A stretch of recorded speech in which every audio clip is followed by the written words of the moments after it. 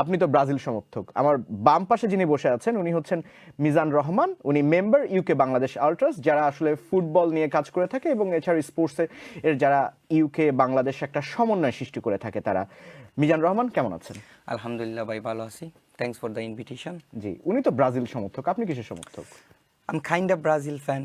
Kind of Brazil মানে কোন জায়গাতে ব্রাজিল Like, সমর্থক হইতে পারলেন না? আপনি কি বংশগত ব্রাজিল? বংশগত ব্রাজিল ফ্যান, বাট ওই যে বাংলাদেশের যত যেদিন থেকে বাংলাদেশের ফুটবলের প্রেমে পড়েছি, so kind of Brazil fan হয়ে গেছি। কবে থেকে বাংলাদেশের ফুটবলে প্রেমে পড়েছেন?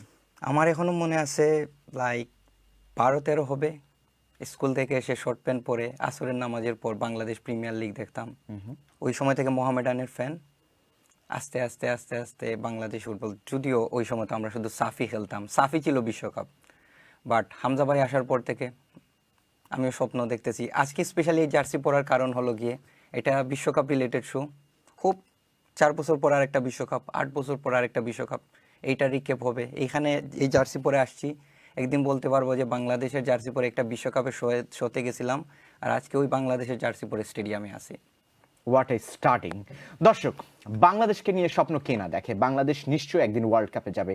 রিসেন্টলি একটি ম্যাচে বাংলাদেশ কিন্তু ইউরোপের একটি টিমকে হারিয়েছে। এছাড়াও উনি বলছিলেন, মিজান ভাই বলছিলেন যে হামজা যেদিন থেকে আসলে বাংলাদেশে গেছেন, বাংলাদেশ টিমের সাথে খেলছেন, সেদিন থেকে তিনি আরও স্বপ্ন দেখা শুরু করেছেন।